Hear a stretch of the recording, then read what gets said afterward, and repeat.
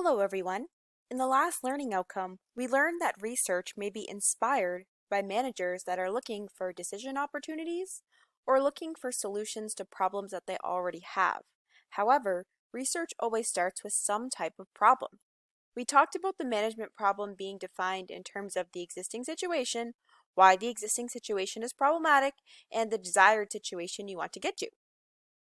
In order to define this management problem appropriately, the researcher does need to do some exploring and diagnosing of the problem.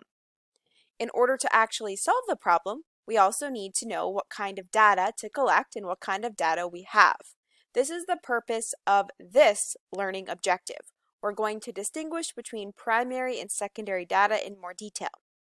Secondary data is data that is collected by others for a purpose other than your current study.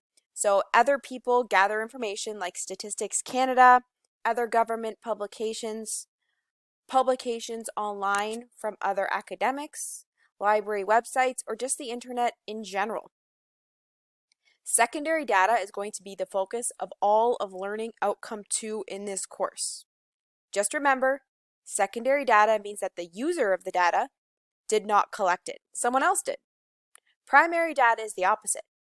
The person who's going to use the data collects it themselves. You can just ask your question, did the user of the data also collect it? If the answer is yes, that's primary data. We're going to learn about primary data in detail in Learning Outcome 3 of this course. Primary data collection methods can include interviewing people, observing people, which we also defined as ethnography, writing a questionnaire, which could also be called a survey, or doing an experiment to determine cause and effect. But the main distinguishing feature is that you are doing that method to get the data for your own study. It can actually be helpful to do both primary and secondary data collection in the early stages of research, because secondary data will let you know what other people did, and you can kind of mirror that same process or learn from what was good and bad in what other people did to help you decide on how you're going to collect your own information.